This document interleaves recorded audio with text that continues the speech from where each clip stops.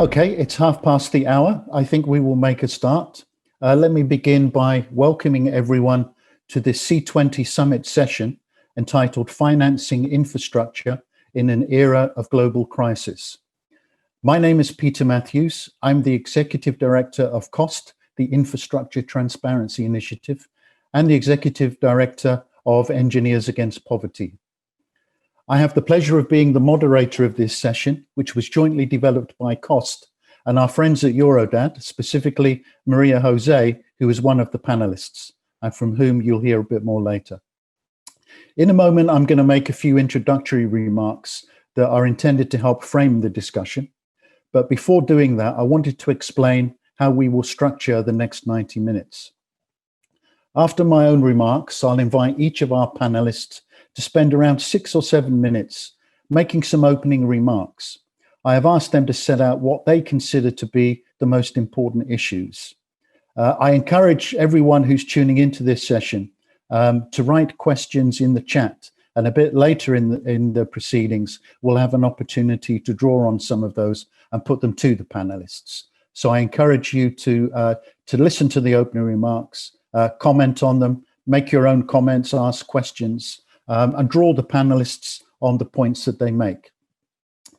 Once all panelists have made their opening remarks, there will be a period of about 20 minutes of moderated dialogue between them.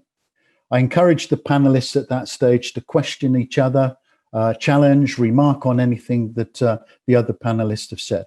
As far as possible and within the limits of technology, I would like the discussion to be fairly free-flowing, as if we were in the room, as it were. So fingers crossed, hopefully that will work out. We'll then move to the questions and comments from the participants. So hopefully at that stage, we'll have a good selection of questions in the chat. I'll do my best to choose those ones that are most appropriate to the discussion at any point in time. We often get a lot of questions, so I just apologize in advance if I'm not able to get through all the questions, but I'll certainly do my best. Okay, now just to begin with a few of my own introductory remarks. The topic of this session, financing infrastructure in an era of global crisis, is one of great urgency. The lack of sufficient finance, particularly in low-income countries, has been close to the top of the agenda for everyone involved in these issues for a number of years. The discussion around financing and how we increase the quality and quantity investment has taken on greater urgency as a result of the convergence of a series of global crises. I'm referring, for example, to the climate emergency, the coronavirus pandemic, species extinction, and the worst economic recession since World War II. And if that weren't enough, in addition, with just 10 years to go, many of the Sustainable Development Goals are off track. The devastating consequence of these developments is that the long-term trends of positive human and economic development are at serious risk of going into reverse. Just yesterday, the World Bank published an estimate that up to 150 million additional people could be pushed into extreme poverty by the end of next year. This means that the prospects of meeting Sustainable Development Goal 1, for example, which I remind you is to end poverty in all its forms everywhere, is receding, and it will become impossible without urgent action to get things back on track. Something that unites this complex of global challenges that I have outlined is that meeting them relies to a large extent on improving the quality and quantity of infrastructure and services. The lack of finance isn't the only constraint, of course, but it is a key one, and it's worthy of some detailed examination. So this session is an opportunity to do that. It was also timely that earlier this week, the IMF urged governments to borrow now and invest in infrastructure as part of the recovery. Historically low interest rates present an opportunity to create jobs, boost our economies, and stimulate a green recovery. Of course, low-income and heavily indebted countries are constrained in their ability to borrow, and they will need different kinds of help, including grants. The other issue that I wanted to highlight is the potential for savings through improvements in efficiency. It's estimated that up to a third of investment is lost through corruption, mismanagement, and inefficiency. And the experience of my own organization, COST, is that strengthening transparency and accountability has a vital role to play in improving efficiency. The Thai Ministry of Finance, for example, has recently reported savings of $360 million through improvements in efficiency. And this is in the early stages of its reform process, when the cost approach is yet to be rolled out across all public investments. It is at this stage an important indication of the potential improvements in efficiency, and it's something that I think requires more effort and more attention. Of course, you can never realistically expect to eliminate inefficiency, but a concerted effort could, in principle, result in up to 30% additional productive investment without having to mobilize additional finance. So whilst we're discussing finance, I think we need to discuss the other opportunities related to finance that can ease the burden or the need to mobilize additional finance. So this brief analysis, I think, brings to the fore some what I would call kind of overarching questions that I think will help to frame our discussion. They include, should these multiple crises change how we think about the financing of infrastructure?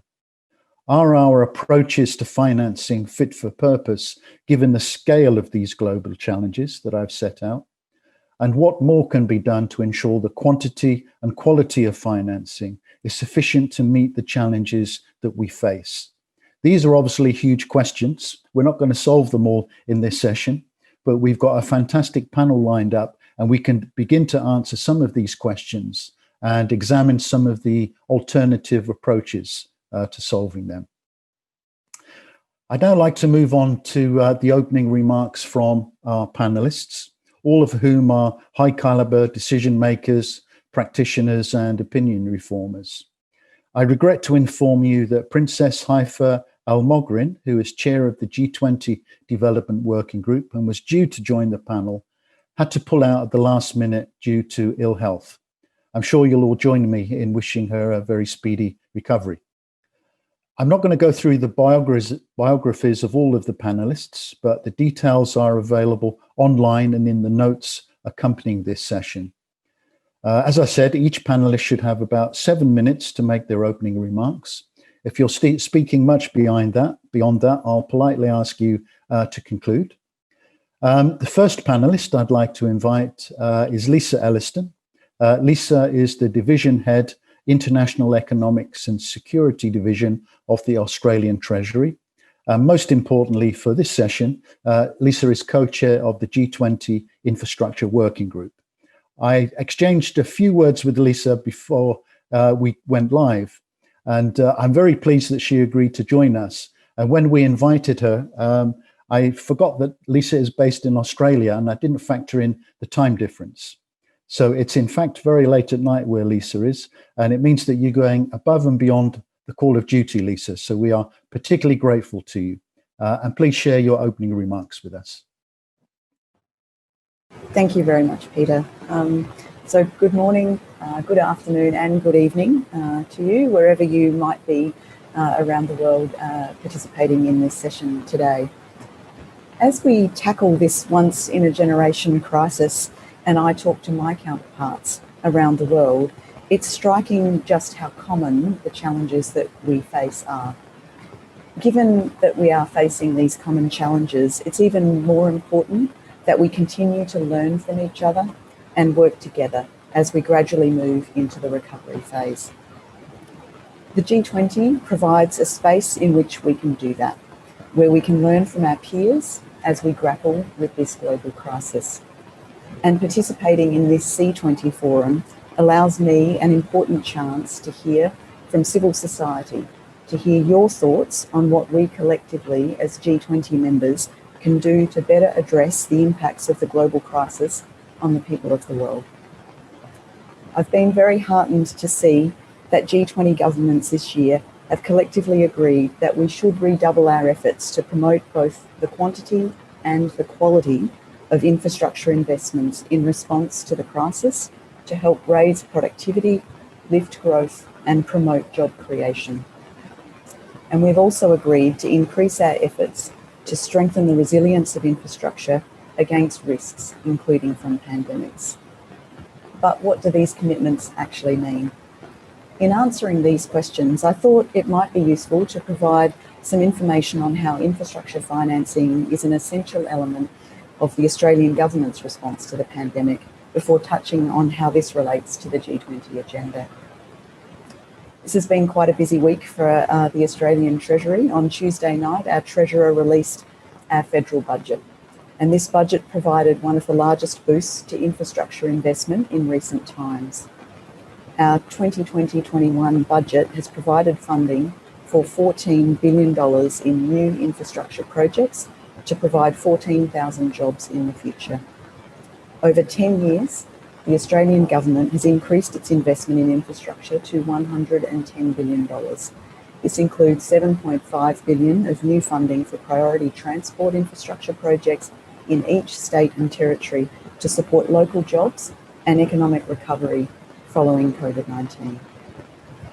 The funding provides a staged and proportionate response that balances investment in smaller projects that can deliver stimulus quickly while continuing to invest in larger productivity-enhancing projects that will strengthen the resilience of the economy to further shocks in the longer term. This approach is consistent with the Australian principles of infrastructure recovery to COVID-19 that have been developed with input from both federal and state infrastructure agencies. While this response is an Australian response, it rests neatly within a broader G20 response to both the pandemic and the global shortfall in infrastructure investment.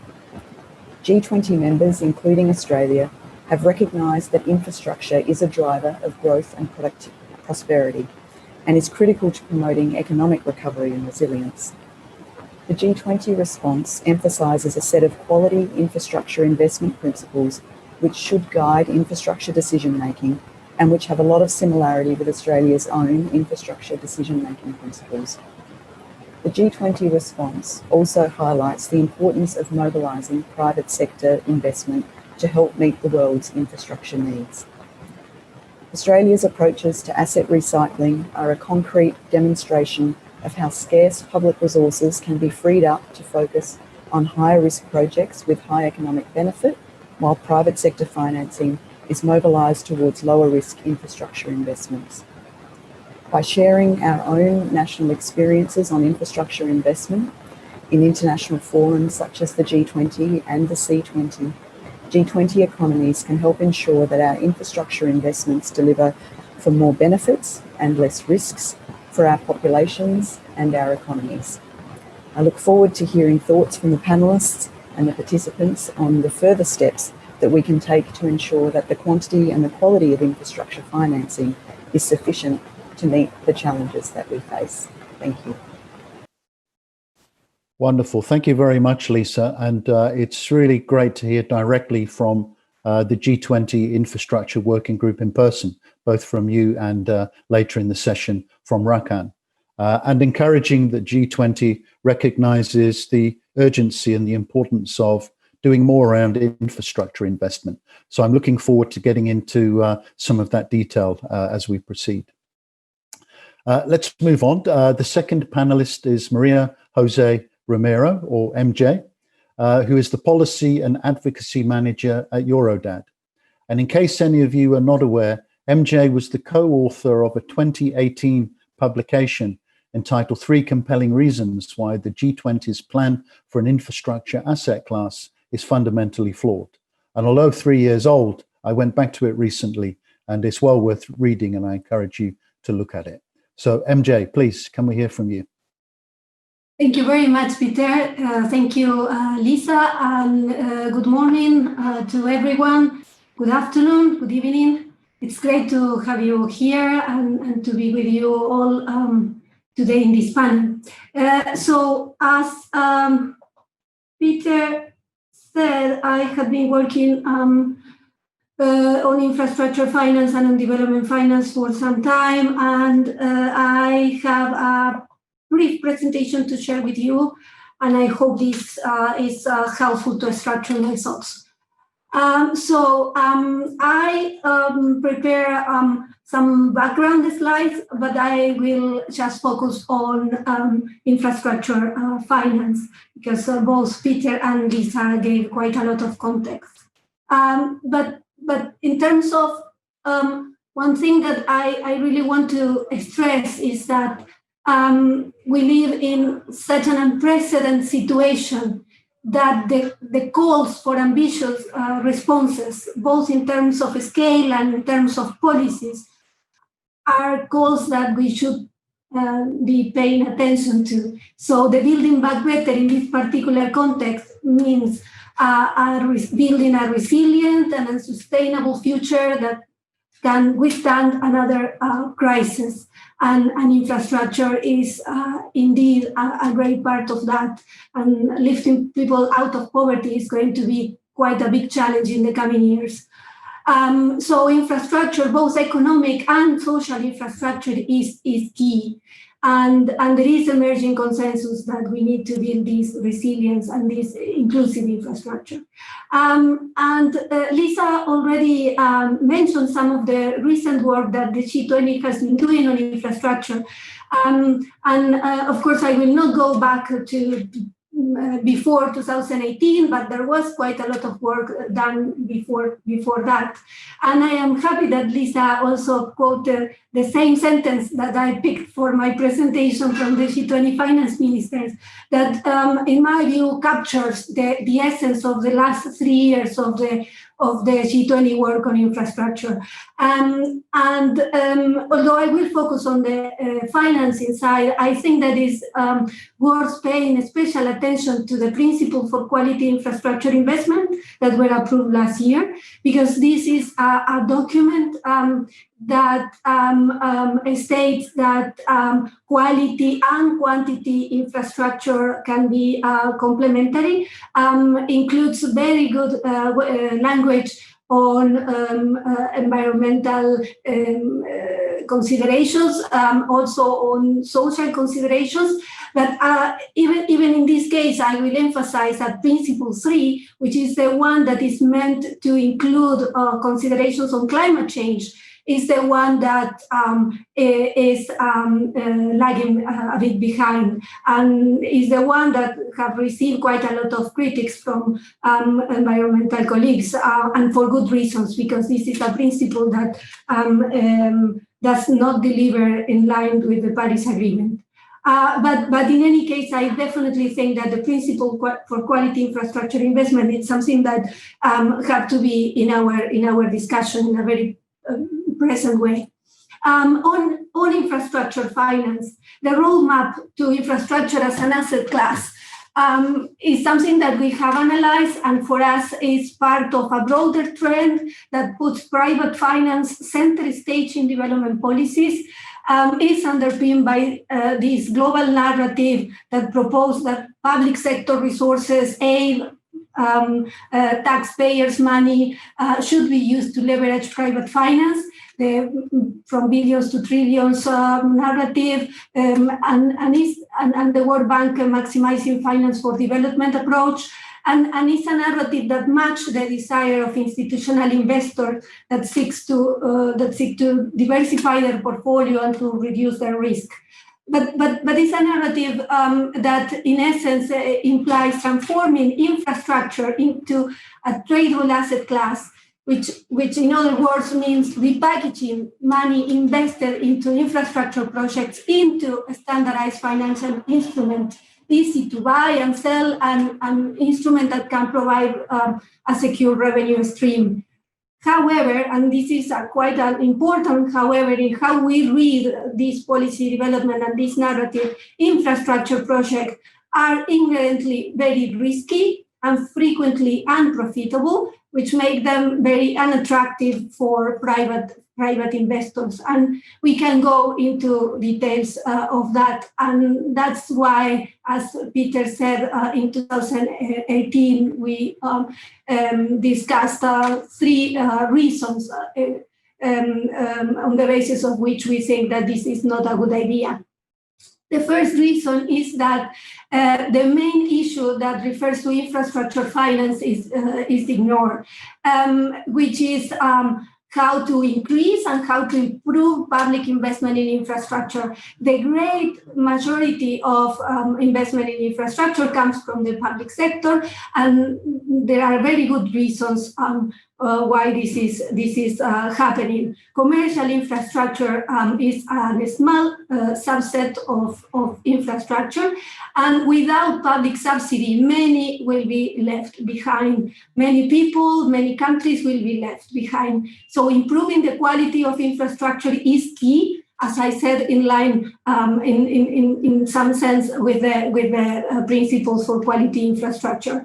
And fundamental human rights concepts that apply to all people, prioritizing the most vulnerable, is something that is missing in the current discourse of maximizing private finance or private investment in infrastructure. The second reason why we think that this model and that this narrative is problematic is that it is likely to be very, very costly, both for the public sector and for citizens. Creating an asset class that is attractive for institutional investors means in most cases shifting risks to the public sector. If this is done via public-private partnerships, we are seeing that this is a very expensive and risky way of financing infrastructure projects with a very strong bias in favor of mega infrastructure projects. There is also the likelihood that this mechanism as a whole can incentivize or generate new financial crisis. And the third reason is that it's an untested domain. What we say is a dangerous leap in the dark, because right now, this is not happening in the way that the main organizations and institutions, government promoting this agenda want this agenda to develop. Private finance for infrastructure has not reached 2015 levels. It's too risky. And in many cases, it's also coming with low returns, not the type of returns, the kind of returns that private investors are looking for. And there is a fundamental contradiction between private investors need to earn substantial returns and the generally low returns of infrastructure investment in low-income countries. Here I pasted the latest graph from the private participation in infrastructure database that the World Bank hosts. And here we can see that the level of 2015 investments are not with us. When it comes to low-income countries, the activity has been very, very volatile and is not private investors are not going there because it's indeed too risky. I will conclude saying that how to finance sustainable infrastructure is a key debate, even more now in the COVID-19 context, when developing countries are facing huge debt problems and competing needs. So they are under heavy fiscal pressure. This private finance approach failed to acknowledge that infrastructure projects are very risky and unprofitable, as I mentioned. It's quite unrealistic to think that private financing can deliver on leaving no one behind without a strong intervention of the public sector, subsidizing this and taking quite a lot of these risks.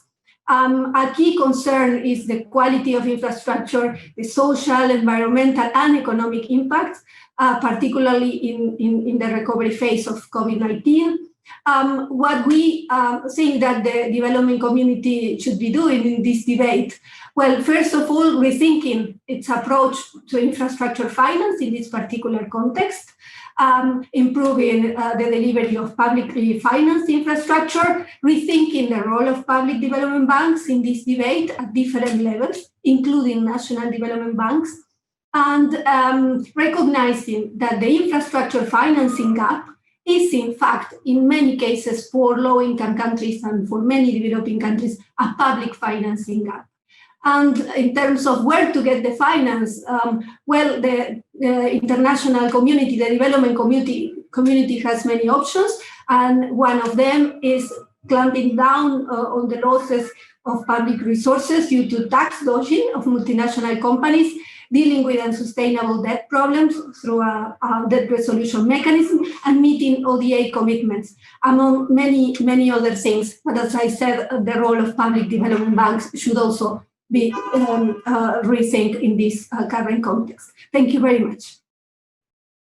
Thank you very much, MJ. You fitted quite a lot of detail into a short presentation, so I'm grateful to you for that, and I'm sure we can return and investigate some of those points that you put across. Let's move on to our third panelist, who's Ciro Salazar, who is a researcher and infrastructure specialist at Law, Environment and Natural Resources, DAR is the acronym, based in Peru. And I only came across your organization, Ciro, for the first time quite recently. And I see from your website that you're doing some really interesting work. So I'm sure that you'll draw on that in your opening remarks. So please take the microphone. Thank you. Thank you very much, Peter. And thank you. I'm very glad to be part of this panel. I come from Peru. My country is well known for the legacy of the Inca Empire and, of course, for Machu Picchu. But many people do not know that almost 60% of our territory is covered by Amazon rainforest. That is, and it's home for 51 indigenous peoples. Despite the biological and cultural diversity of this territory, the way in which infrastructure projects are planned and developed is the same as in the coastal areas or in any other part of the country. In the last 10 years, many regulatory changes took place in Peru to facilitate the participation of the private sector in the financing and development of public infrastructure, even in the Amazon basin. For example, World Bank experts such as José Luis Wash consider that our legal framework for public-private partnerships, PPPs, is one of the best in the world. But in all that time, we have forgotten the basics, to ask people what they need, what kind of infrastructure and services they want, how they should adapt to their territory and their visions of development. We have also forgotten to plan with a sustainability approach to assess the indirect and cumulative impacts. We have forgotten about strategic environmental assessments. PPP contracts are signed without having this essential information. In 2013, the public tender process for the concession of the Amazon waterway began in Peru with the aim of improving river connectivity. This project requires dredging the bed of several major rivers in Peru, but previously the communities that depend directly on these rivers for their food were never asked if they wanted the project and under what conditions. Thanks to a legal action taken by indigenous populations, the implementation of free, prior, and informed consent, FPIC, to this project was achieved. The agreements of this consultation were later incorporated into the new version of the contract. In 2014, for example, another contract was signed for the construction of an airport in the heart of the Sacred Valley of the Incas. This project did not go through consultation processes, or FPIC. Surprisingly, this project depends on the increase of more than 50% in the flow of tourists to Machu Picchu, despite the fact that the current flow is considered by experts as unsustainable. Last year, I was lucky enough to participate in extensive fieldwork to ask indigenous peoples in the Peruvian Amazon what their infrastructure and services needs were. What we found is that the communities want public services with cultural relevance in their language or valuing their traditional practice and knowledge.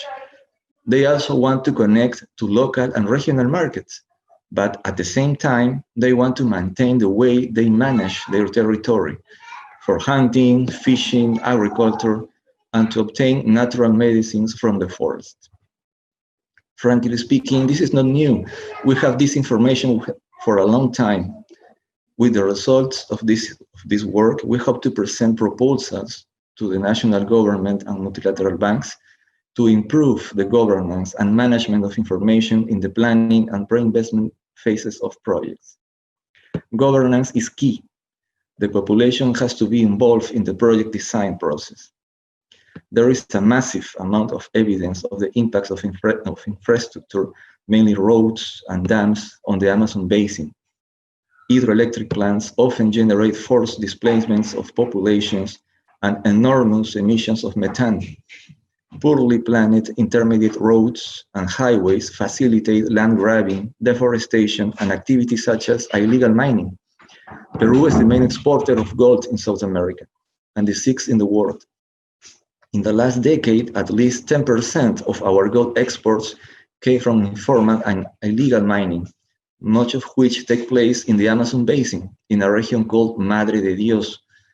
This mining activity was promoted by the construction of the Interoceánica Sur, a highway that sought to connect the state of Acre in Brazil with the Peruvian coast as a trade route to the Asian market. There are currently about 1,500 kilometers of highways in planning or formulation phase in the Peruvian Amazon alone. While in the last 5 years, project planning and formulation standards have been made more flexible to speed up the closing of infrastructure gaps. The Amazon was already experiencing a crisis before the coronavirus, a crisis of poor planned projects with high environmental and social costs. The final message is that financing decisions have to be linked to the existence and effectiveness of spaces for participation, as well as planning processes with sustainability approach. In a context of global uncertainty, these elements are key to providing populations with infrastructure and services they really need, and to avoid continuing to destroy the Amazon rainforest. Thank you, Peter. Thank you very much. Thank you very much, Ciro. It's great to hear from a practitioner who's really working at the sharp edge of some of these issues and dealing with the practicalities around community engagement and consultation, for example. So I hope we'll get a chance to return to some of those issues, because it could be argued that ensuring that local communities are on board and fully informed and active in decision-making becomes even more important at a time of crisis where the stakes are much higher. So thank you very much for sharing your experience. The fourth panelist is Nadia Nikolova, who is Director of Infrastructure Debt at Allianz Global Investors. I hope I've said that correctly, pronounced that correctly, Nadia. And most importantly for this session, Nadia is a board member of the Long-Term Infrastructure Investors Association.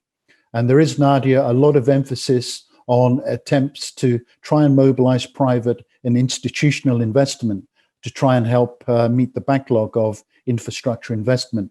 So I'm really pleased that you could join us and share your knowledge from a global investor's perspective. Please take the microphone.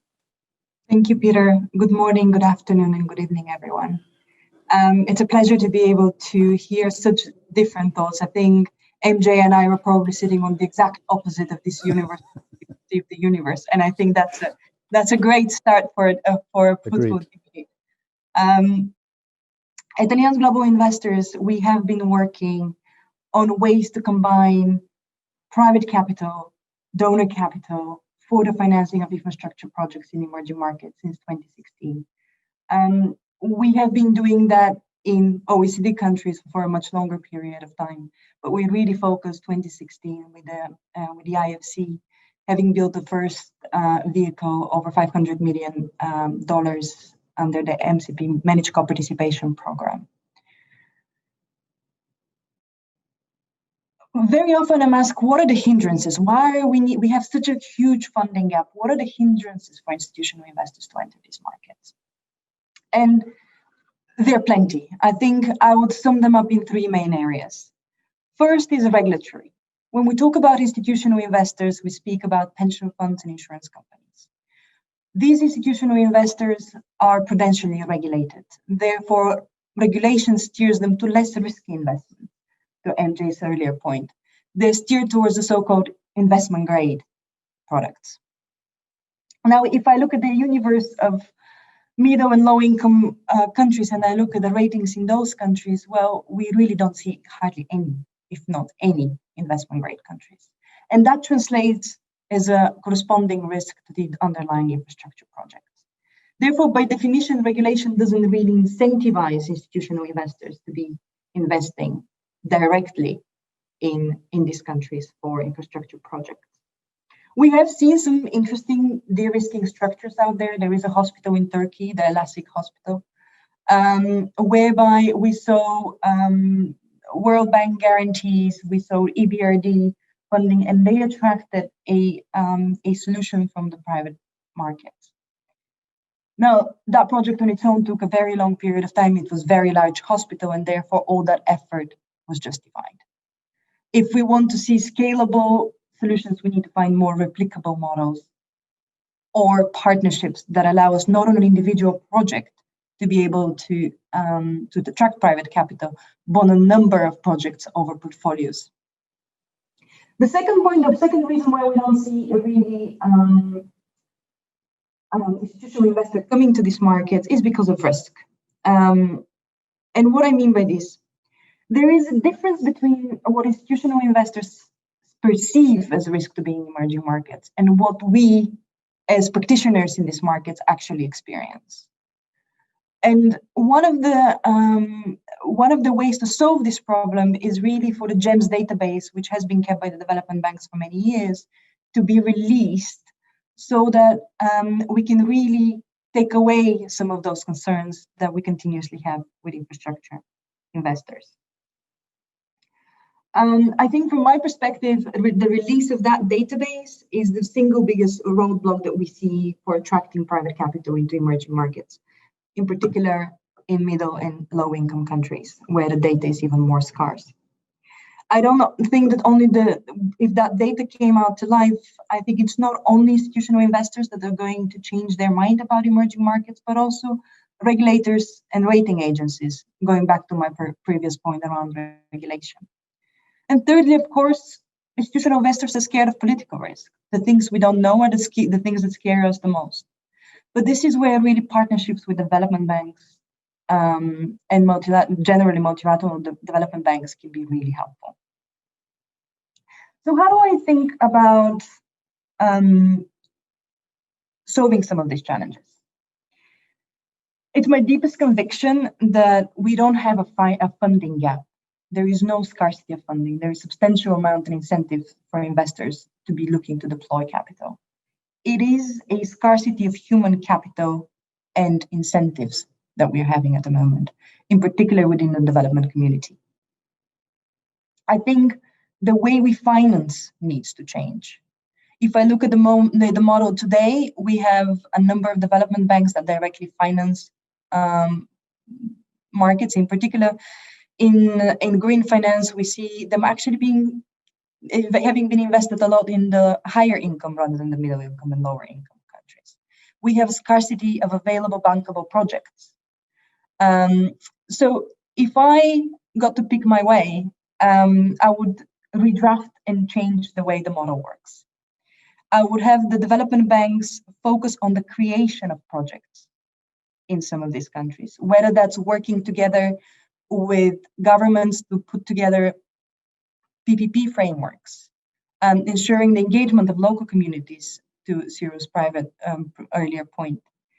I would very strongly ask development banks to release the GEMS database and really to focus them not so much on the direct lending. That funding gap can be provided by the private markets, but creating projects that are bankable on a large scale replicable, standardized, so that institutional investors can get their head around them. And I think the way donors think and incentivize development banks need to change. And I continue making the same point about the GEMS database, but it's really the core issue at the moment that we're facing. Donors as shareholders on the boards of MDBs need to incentivize them to release that data, be transparent. We need to create the right incentives for development banks, instead of lending directly and keeping the money on their own balance sheet, to be mobilizing, but not to be mobilizing other development banks, which is what the syndication model is today, but true private direct mobilization.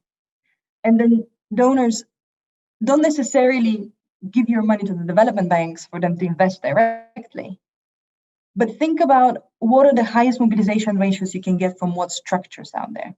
There are blended finance fund structures by several development banks, which target mobilization ratios of 1 to 5, 1 to 9, 1 to 10. I hope that we can work together, explaining each other's incentives and desires and needs, so that we can structure together such structures. When we talk about market creation, I think change starts with forums like this, when we have opposing views. But I also think that we need to see more people empowered to make decisions and publicly be kept accountable to create tangible solutions. And with that, I thank you very much for your time and consideration. Thank you very much, Nadia. That was extremely interesting. In a number of ways. I commented on, after Ciro spoke, that he is at the sharp edge of these issues in terms of community engagement. I think you are also at the sharp edge, although in a slightly different way and a different kind of edge, trying to deal with some of the practical solutions of managing risk and mobilizing finance to meet some of the needs.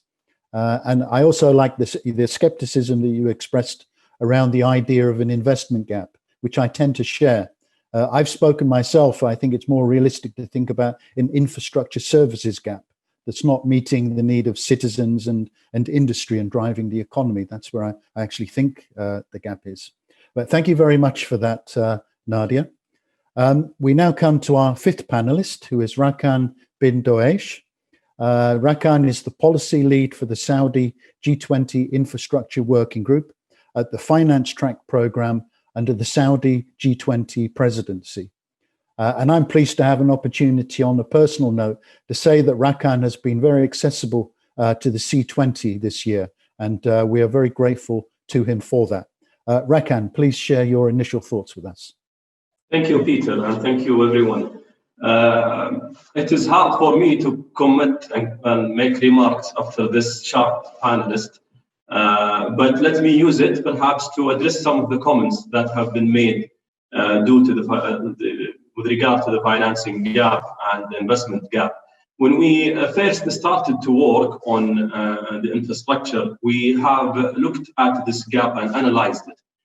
I think if you look at the infrastructure out there in the whole global, it is around $40 trillion of assets or infrastructure assets, mostly funded by government. A very small amount of that is funded by the private sector.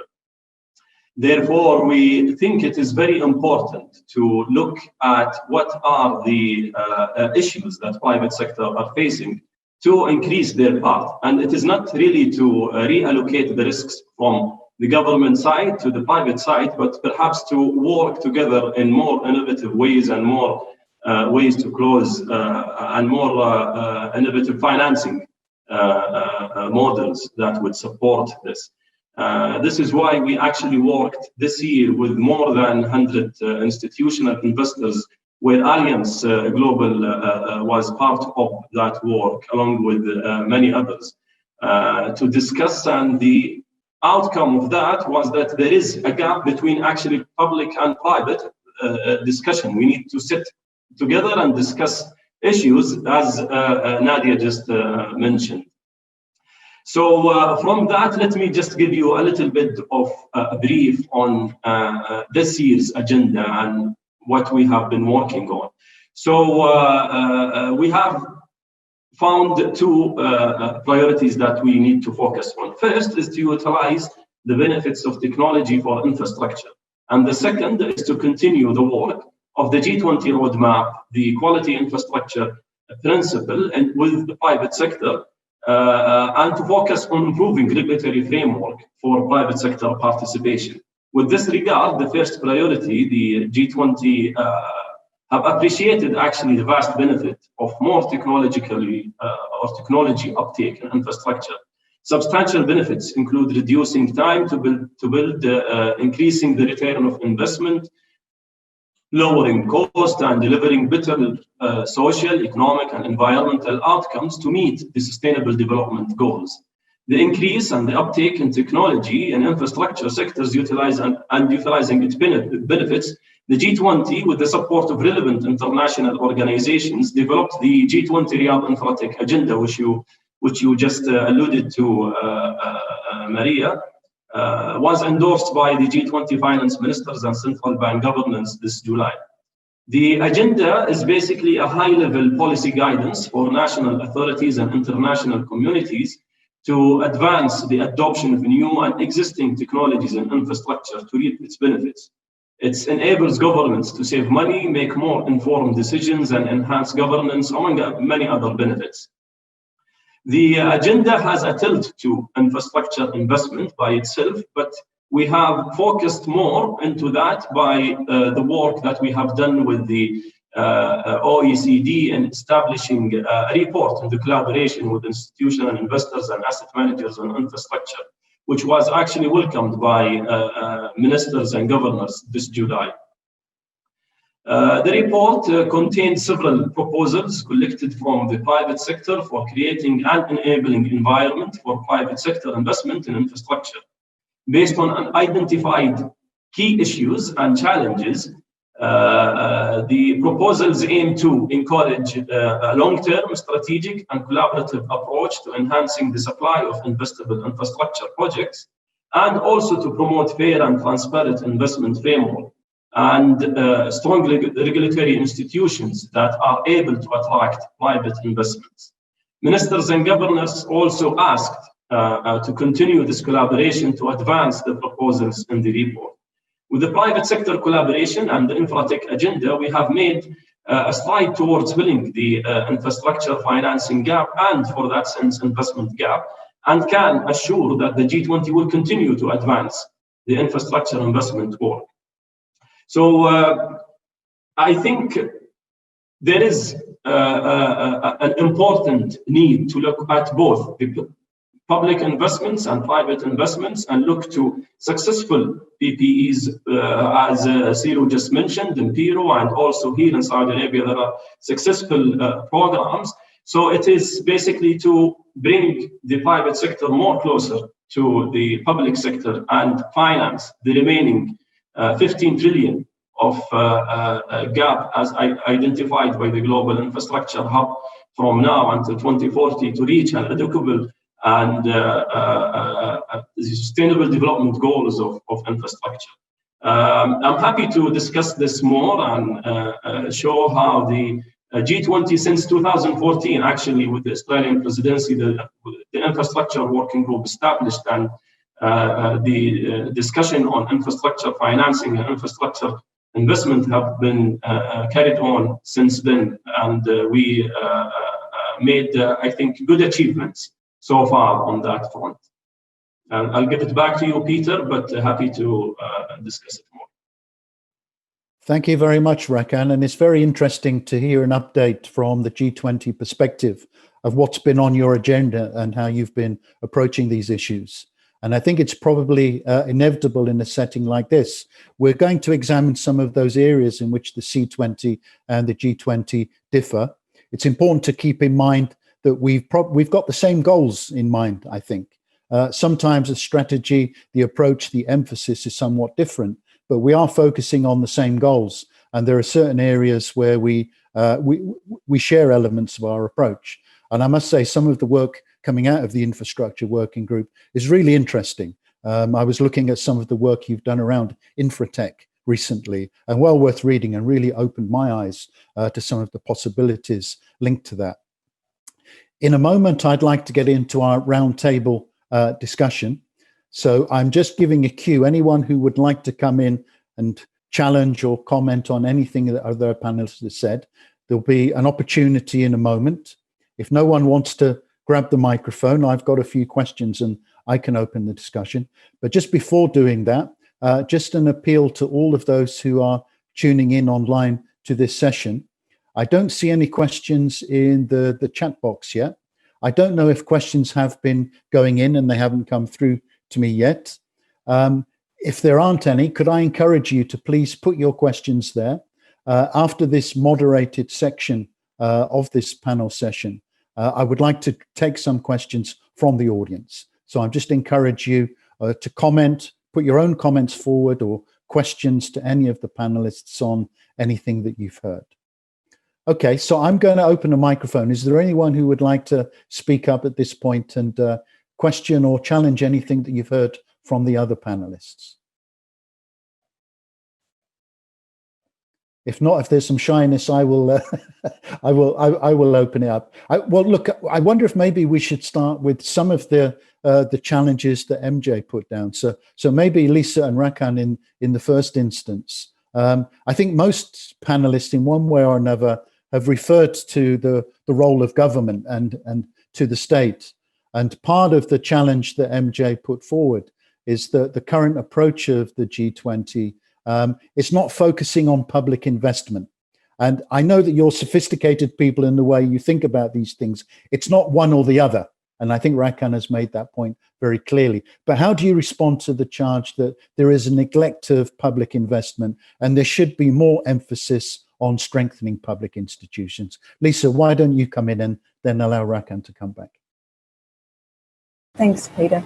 I think you're absolutely right to say that it's not one or the other, and I think that it's very much about trying to get the balance right. And I suspect, in some ways, working in the G20 on infrastructure issues, it's a bit of a pendulum in some ways. That infrastructure is sort of an enduring issue. It is something that the work kind of continues from one presidency to another because it is such a it's a challenging issue and it's a long-term issue that isn't sort of something that's going to be solved in 1 or 2 years. And so then there's an issue around trying to keep sort of some continuity about the work, but also then focusing in on particular priorities in any given year. And I think that we do move around a little bit. I think that I guess I sort of see both sides of it in that that I really agree with a lot of the points that Nadia was making around the fact that we really can see a role for private sector to get involved, and that looking for the public sector to fund all infrastructure is not likely to be that's potentially going to slow down the rate at which we can achieve the Sustainable Development Goals, particularly when we look at the fairly high levels of public debt that are around at the moment and how that is growing as a result of government efforts to respond to the coronavirus pandemic. So I think that that there's sort of a role to try to think through that, but I absolutely take MJ's points as well around the need for the role for government in that. And it's not about government vacating the field at all. It's about working together, as Rakan was saying, and really making sure that we are thinking about institutions and governance as well. And from my perspective, I think that's why it's been very good this year that the Saudi Arabian presidency has chosen to keep progressing work on the roadmap, but also on the implementation of the quality infrastructure investment principles, because I do think that those things go together quite well, and that we need to be continuing to think about the implementation of QII and thinking about what that means, including for public investment in infrastructure. And that at the same time as we're working on the roadmap as well and thinking about how to involve the private sector, but in a way that actually is responding to and delivering to the community needs. Because also agree with you that that we're actually in furious agreement with each other about the end goal and what we're trying to achieve, and really making sure that that infrastructure is actually delivering for people. Hand over to Rakan. Thank you very much, Lisa. Just before you come in, Rakan, just on a technical point, we are about for our participants to go to gallery view. I think it probably works a little bit better so they can see the interaction between panelists. So I hope that our technical wizards behind the scenes can make that work.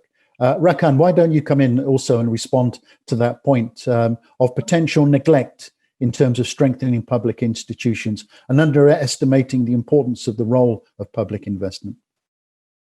Yes. So let me perhaps first just say that the reason why we focus on private sector investments is that, as Lisa mentioned, countries have reached the debt limit. They cannot borrow any more money. And this is why we wanted to go and talk with the private sector. And in our case, specifically the asset managers and institutional investors. And what we heard from them is that, one is that we need to enhance governance. We need to find the institutions that can be responsible for infrastructure in countries. And also other issues related to transparency and availability of data. All these together are issues of top concern to the governments and the G20. What we wanted to do and to work on is to ensure that SSBIC is met the sustainability, resilient infrastructure, accessible, inclusive. All these goals are of the top of the G20 agenda, and this is what we wanted to address. Private sector investors are looking for bankable projects. They are looking for return, of course, and they are looking for quality infrastructure. So they put their investments in areas of benefit. As you mentioned, Peter, at the beginning, I think you said 1/3 of investments are waste due to issues related to corruption and whatnot. And this is what we are trying to address here.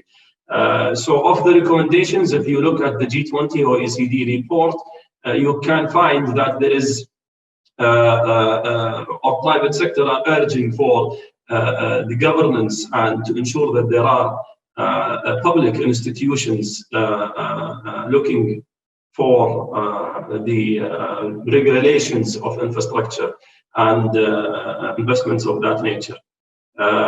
One example, if you look at the United Arab Emirates, they have actually a ministry for infrastructure. Other entities in some other countries, they have institution bodies or bodies that are out there. Here in Saudi Arabia, we have Mashru'at, which kind of an entity that looks over all government projects and try to phase them and try to find the proper allocation of finances to it.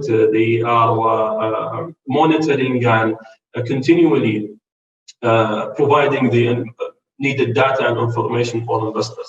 So I think this is one of the areas that need to be looked at from government perspective.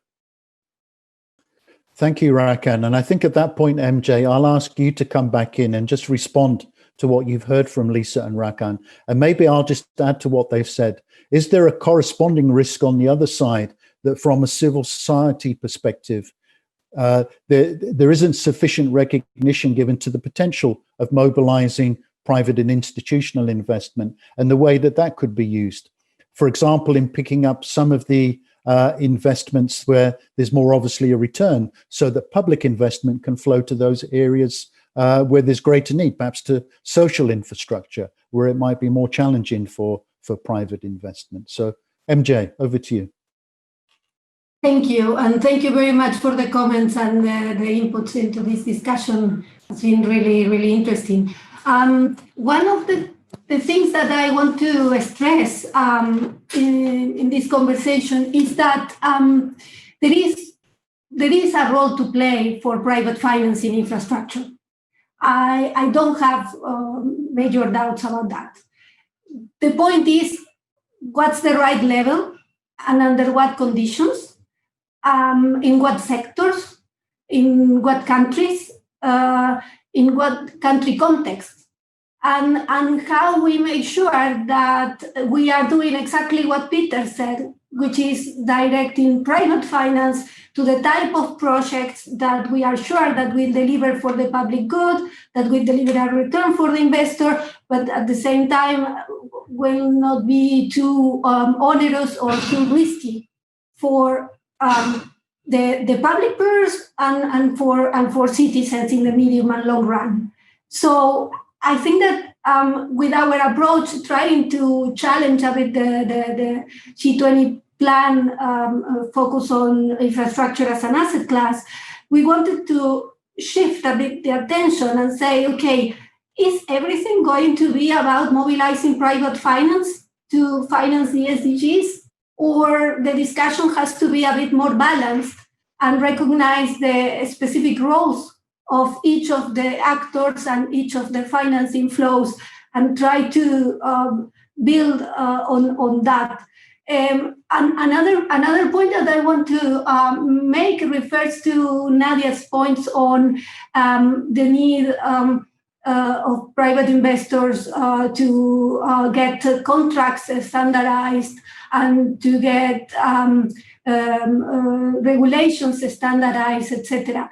So I fully recognize this need from an investor point of view, but I would also say that going into a strong push for standardization or flexibilization or how to make projects attractive for the private sector in, as I said, in different countries, sectors, contexts, etc., can create some risks in terms of accountability, in terms of transparency, as Ciro mentioned, in terms of environmental and social standards and how we make sure that communities are properly consulted, etc. So what's the right level of incentives and what's the right level of standardization that the government has to provide to be sure that we are not creating an onerous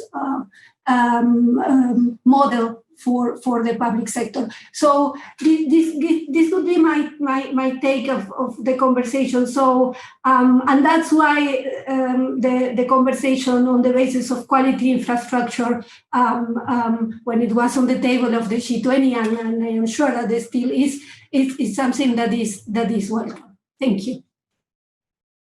Thank you very much, MJ. And before we move on from this general theme around the state and public investment, I'd like to get both Ciro and Nadia's take on this. Maybe to you first, Nadia, please comment on anything that you've heard with regard to the role of government. I'm also particularly interested from a private investor's perspective. What do you need from a government partner, where the government is an investment partner?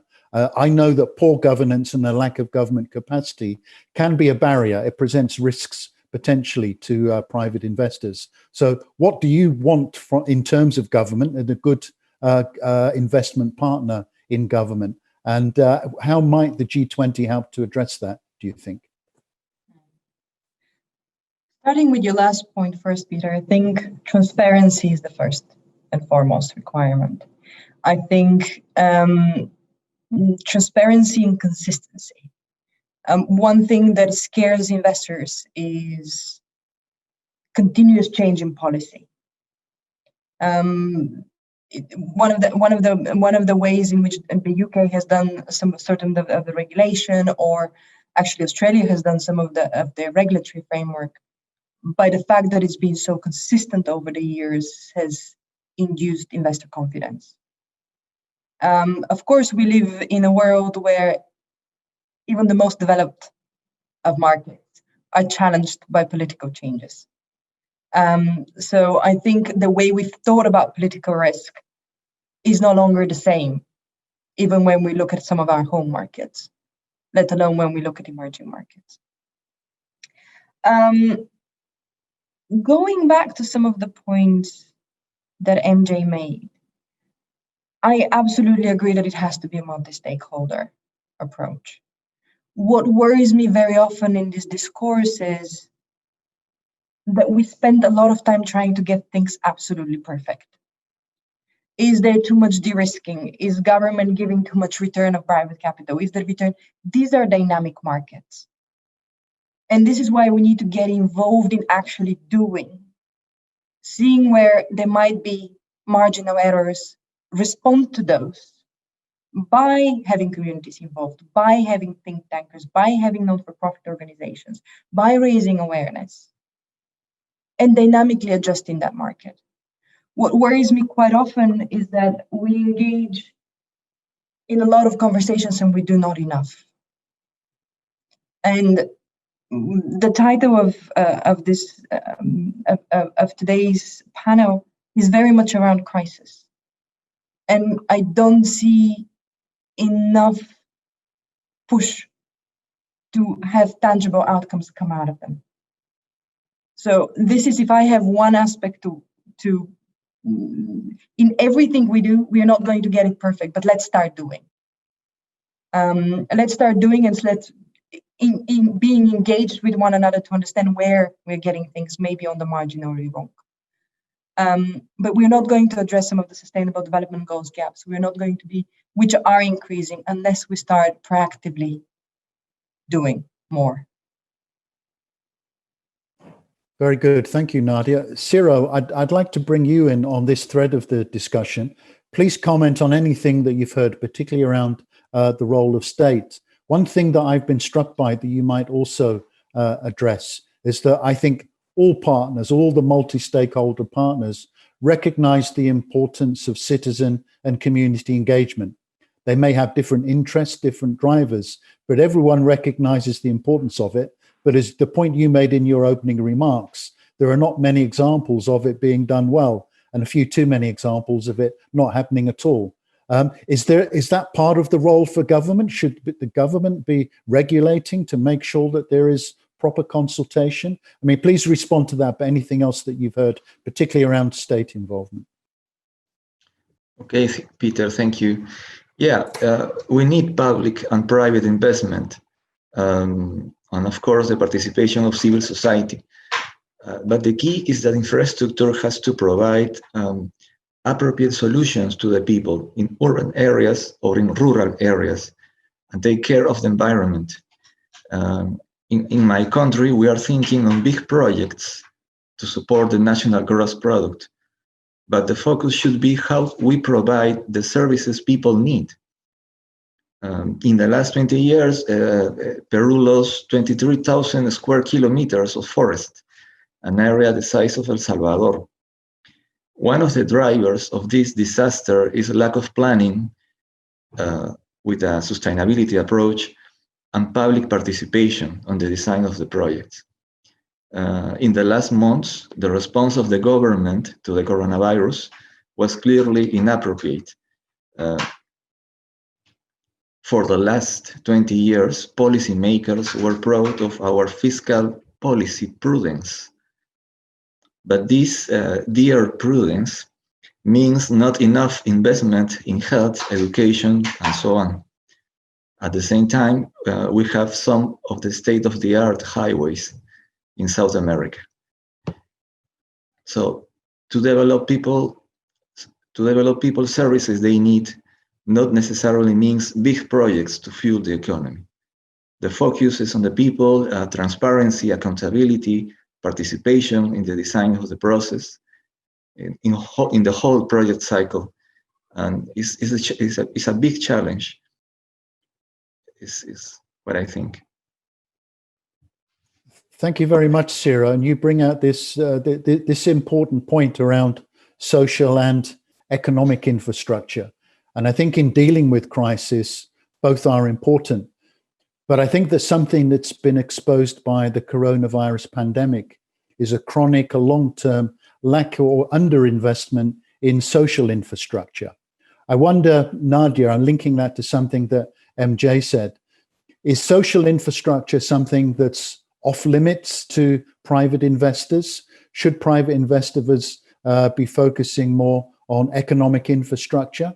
I'm thinking particularly there have been some high profile cases in recent years where private investment has gone into water is perhaps the standout one, water and sanitation, but also toll roads, where there's been a very strong reaction from communities and citizens in relation to those.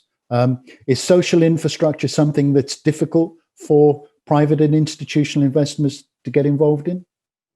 Social infrastructure is certainly a asset class on its own that is very, very difficult. Well, more difficult than some of the other infrastructure asset classes.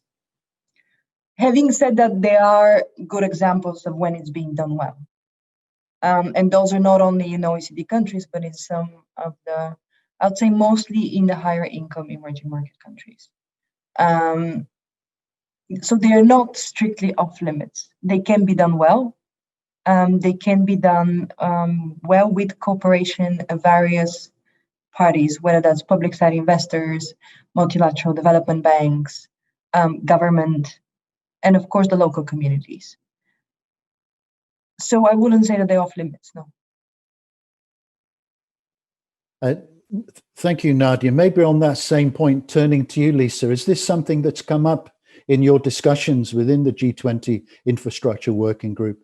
Has the coronavirus pandemic and its impact brought to the surface concerns around social infrastructure and the lack of investment? Is that something that you're looking at? So it is sort of sitting in that suite of issues, I guess, around what the pandemic has really brought to attention, particularly, I guess, the nature of a crisis that has a health dimension to it, as well as an economic dimension. So really needing to think about that intersection there. I think Nadia's point is probably lines up pretty well with where I sort of come at this, I think, which is that, all of this is difficult, but it's probably more difficult, I guess, to think through some of the social infrastructure issues, particularly in thinking about the private sector involvement. And it's really looking at things individually and thinking about what the nature of those projects look like, what the potential revenue stream, whether there are revenue streams, what those streams might look like, and then thinking about what's possible or what's not possible.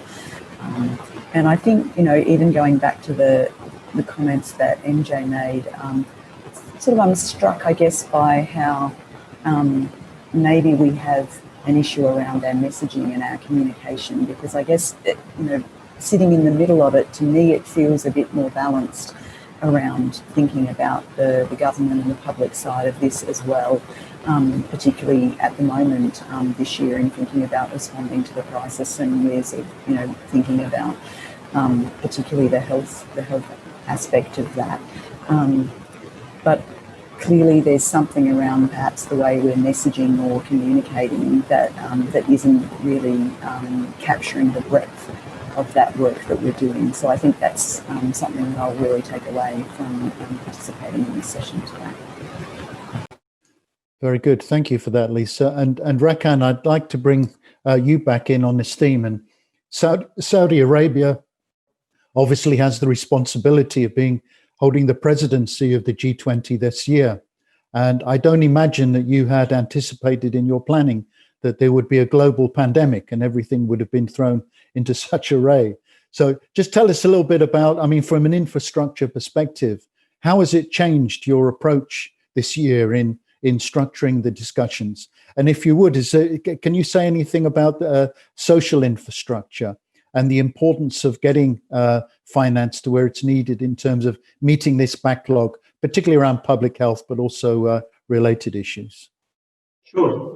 On that, now if we look at the major investment houses, the alliances of the world, the JP Morgans and the Goldman Sachs, the BlackRock, in fact, they are all adopting ESG standards, where they are going to more into economic, social investments, and investments that are actually returning better returns, either monetary wise or return to the communities. So I think that there is in fact, a demand to social investments. And it is due to the COVID pandemic, I think the shift now is more from energy infrastructure and the utility infrastructure investments, the main targets, to social infrastructure, because countries and governments are now demanding more investment into these areas, and there has also emergency response. And this is, in fact, we have discussed it in our G20 work through the report with the institutional investors and asset managers. And in fact, it is a good segue to the how we manage the discussion. Fortunately enough, we have a very cooperative group of countries and guest countries and international organizations. When we first of all started our, or even before starting our presidency, in our dialogue and conversations that we have with Troika countries and with international organizations into defining our priorities, we had the infotech as a main priority, and also the promotion, or to promote private sector investments, were among our top priorities. When the COVID hits, we circled back and we looked at them and we said, in fact, these are agile enough, so we can tweak it and adopt the COVID response to that work, or to the work that we have been working on, the infotech agenda and the private sector. In fact, the G20 or the broader G20 and finance track have put together a G20 action plan aimed at COVID response, which all working groups are framing part of this G20 action plan. And fortunately, we have worked into these two priorities that we have to make them fit for purpose to the G20 action plan. And if you look at both documents that we have issued, there is a tilt and an adoption of COVID pandemic response.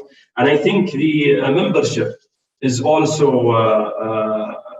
were very supportive of this work, and we had interesting dialogues led by Lisa and Marco, the Australian and Brazilian co-chairs, towards these successful outcomes.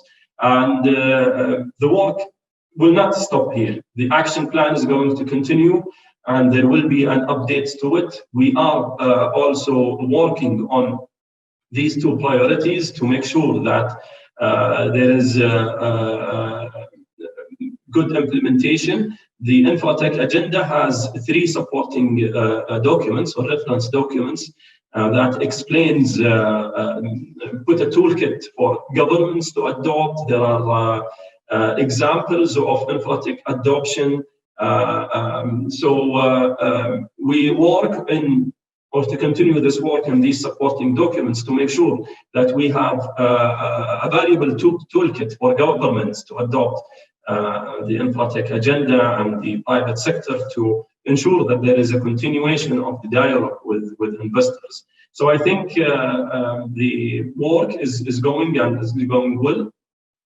And this platform in particular is very important for us to hear what is the other side is talking about, and how we can make sure that we clear any cloud between us and make sure that there is a proper connection. Thank you very much, Rakan. And just before you leave the microphone, as it were, just one other question. I know that there was some, there's been some discussion, at least around water, which is obviously a very large importance for Saudi Arabia, but not just Saudi Arabia. There are a lot of other countries that are affected by a lack of water, disputes over access to water. Has that featured very much in your discussions this year? And is there anything just briefly that you can tell us about that discussion and where it's going?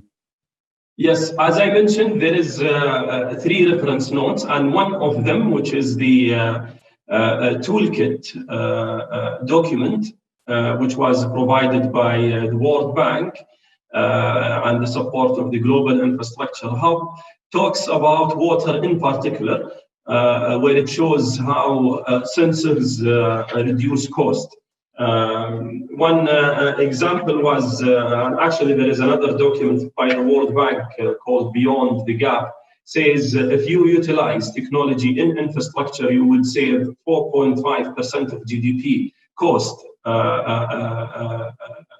by utilizing the technology. And we also have examples on water sensors by the GIH and how this reduced costs. So I encourage you to look at these reference notes of the Infratech agenda, where you can look at examples and policy toolkits for water and transportation in particular.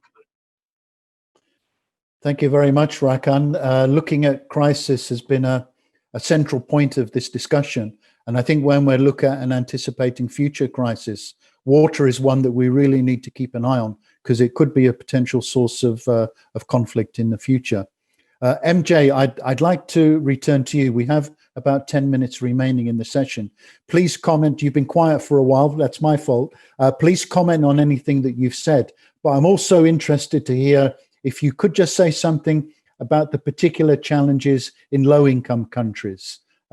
They're always the countries that are hit hardest when it comes to these global crises and attempts to recover.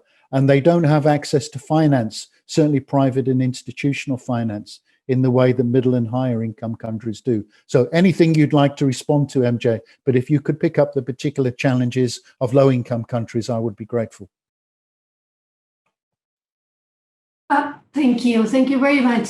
I would like to make two points. The first one is in relation to social infrastructure. Because I was very interested in the response that Nadia and other colleagues made when you, Peter, asked the question on social services and infrastructure. And I think that this gets me back to the comments that I made before in relation to what sectors and in what context. This can actually work in the public interest, and here, particularly given what we have seen in the pandemic context, right, and what the pandemic revealed, I would definitely like to emphasize that using private finance via PPPs or other mechanisms to provide social services like healthcare, education, healthcare for elderly people, etc., it is something very risky for people and for citizens, and can create additional inequalities, can increase existing inequalities. It's a way of providing services that change the nature of the service that is being provided and displace the focus from a right-based approach to the service, the right to health, the right to education, the right to water, etc., to a consumer-based focus. Right? If people have the capacity to pay for the service, they will get access to the service. This will not be the case if the state has the capacity to provide for people, but in many developing countries, this is not the case. So definitely, I would like to stress that going with an agenda that is for private financing, social services in low-income countries can be very detrimental for many groups in local societies. And this leads me to the point that you raised, Peter, in relation to low-income countries. And as colleagues from the panel said, in low-income countries, the risks are higher. The context is not ready to welcome private investors. So the changes needed at the national level are so huge that it might be the case that they are not ready to welcome investors now, and there is quite a lot to do at the national level to be able to be in a different situation. So this would be my 2 cents on these 2 points. Thank you very much. Thank you very much, MJ. We have about 5 minutes left, and I want to squeeze in one final question. It's the G20 summit next month, and I don't want in any way to detract from that, but it's inevitable at this time of year that people start looking forward to the following year and the next presidency that's going to be led by Italy. So we've got Lisa and Rakan with us. They are in listening mode. So Nadia, Maria Jose, and Sira, I'm going to ask you, what would you like Rakan and Lisa to take back to the G20 Infrastructure Working Group? Just 1 or 2 key points that you would like them to go back with. And then Lisa and Rakan, I will give you a chance just to respond very briefly at the end. We have just a few minutes, so we'll need to be fairly brief. Let's start with you, Nadia, then we'll go to MJ, and then finally Sira. Nadia. Sure. Thank you, Peter. I'll go back to my opening remarks. If I could have my way, there are 2 things that need to change. One is we need to change the development bank's disclosure. The GEMS database needs to come out. And that is something I think the G20 can take into consideration. And the second one is incentives. I think we need to rethink the ways in which mobilization, and in particular private market mobilization, works. Very good. Thank you, Nadia. Very concise and very direct. MJ, any 1 or 2 points that you would like Lisa and Rakan to take back? Thank you very much. I could get back to the point on a more balanced narrative coming from the G20 on the public and private side, the need for good governance, the need for quality infrastructure. This has to be present in your discussions and center stage. If we are going to build back better, I think that it's about including the ones more vulnerable. It's about including the needs of our planet, and it's about building infrastructure in a way that encompasses all these, also from the financing side as well. Thank you very much. Thank you, MJ. Ciro, any final points that you would like to reinforce for Lisa and Rakan to take back? Yeah, thank you, Peter. I only want to make a final remark on the importance of free, prior, and informed consent, FPIC, as a process to put together different views of life and well-being in order to construct better projects or consider alternatives of solution. FPIC is currently seen, at least in my country, as a bureaucratic barrier or a checklist of issues to consult, but it's not the case. I think this point is very, very, very important in Peru, and I think the case is the same in Latin America. Thank you. Thank you very much, Ciro. There's just time for brief responses. Rakan, could we hear from you, your final response to what you've heard? Thank you very much. I think we hear you loud and clear. And these are the top of the agenda, the G20 agenda this year: safeguarding the planet, helping people. And these are very important to us. The development bank's role is more important than ever before. And I think we are addressing this issue, and I think we need to emphasize more on that. Emerging countries, we are working on developing local capital markets to make sure that there is a de-risking of infrastructure investments in emerging markets, and also to work with international organizations such as MIGA to reduce the country risks of that. So we hear you loud and clear, and I think we will double our efforts on these areas. Thank you, Rakan. Just very brief final word to you, Lisa. By my calculation, it's about 2:00 in Australia. So I'm amazed that you are still looking bright-eyed and engaged. Just a brief final remark from you, please. Thank you, Peter. I think I would just say that that many of those issues are in the G20 action plan to respond to the COVID-19 crisis, and we fully expect that that's going to be a big driver of priorities for next year. And so I'm quite confident that we will be able to continue this work and address many of the issues that have been raised. So thank you very much. It's been very informative.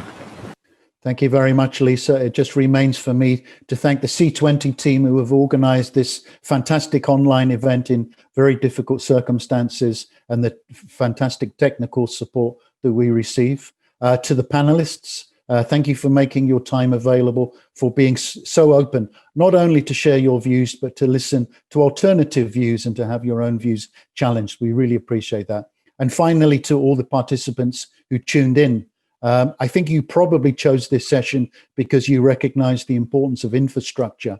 The emphasis has been that we're in an era of global crisis, and getting more and better infrastructure is a top priority. And it imposes a large obligation on all of us involved in these issues to make sure that we get the right answers. So I hope that this session has been a small contribution to help doing that. With that, I declare the session closed. Thank you, everyone.